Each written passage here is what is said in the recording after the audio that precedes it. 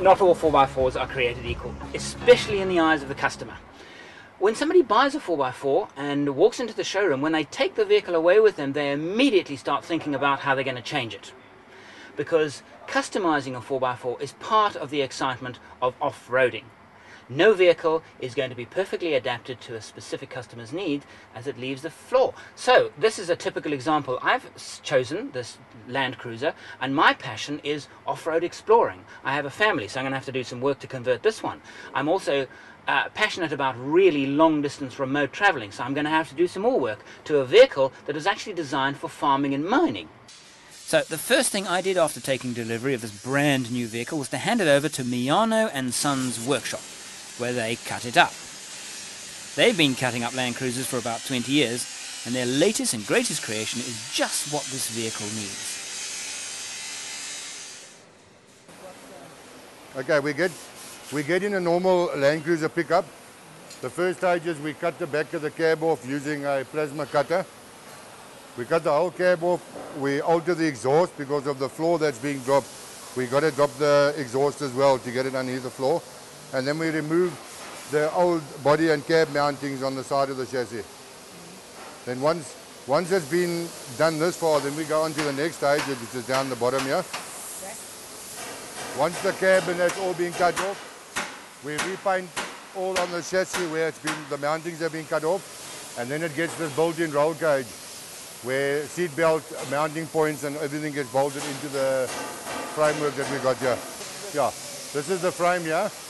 Everything gets primed in a red oxide primer before we start paneling. And then it gets electro-galvanized sheeting on. And it all gets welded into the cab to make it a built-in roll cage. See, these are all the pieces we got bent up here, the bottom sills, the top sills, and all that go in. Okay, the next stage, the back of the cab goes back, and all the panels get welded inside. The floor goes in, the roof goes in, everything goes in there. We put an extra 2 roof sticks through the roof, and then the roof is butt joined onto the front roof stick.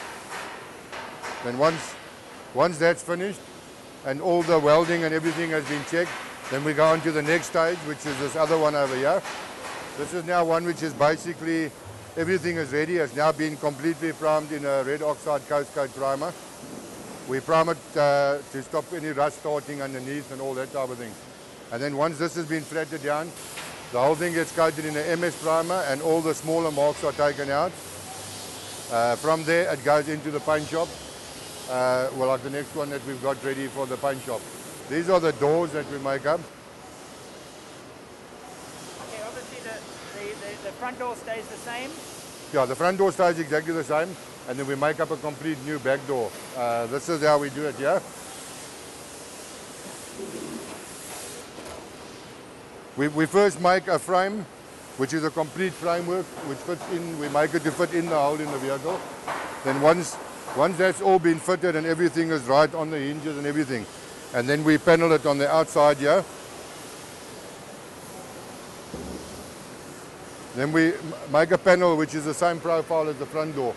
So all your lines and everything are the same as your front door.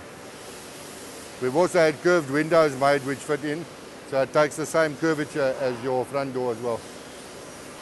Okay, the back body, we also cut down with a plasma cutter. We cut off the same amount we put in on the cab. Then the front panel gets worked and fitted back into the front of the body. So it works out the same as a double cab back body.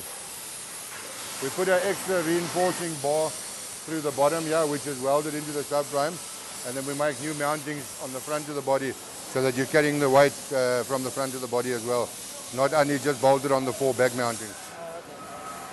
Okay. How long does the process take about? It normally takes about 6 weeks, but at the moment we're delivering about 8 vehicles a month. We use the Toyota handles, which is the same as the front doors. This one is now getting plastic on, and then the door panel goes on top of that, so you don't get any dust coming through into the interior of the vehicle. This is the upholstery where we do our upholstery. Sharon is busy now putting the door panels, the covers on the door panels. That's from beginning to end. It looks so simple, but it's so complicated. Yeah, it looks simple, but it takes a long time to do it. And there is a lot of work that goes into it. After 6 weeks, a total transformation. They've just wheeled it in for me to see, and I see that it's already attracted some admirers. Let's take a look inside. Nice comfy back seats. They don't quite match the front seats, but it doesn't really bother me too much. I like the Land Cruiser because of its size, its ability to carry heavy load, and uncompromised reliability.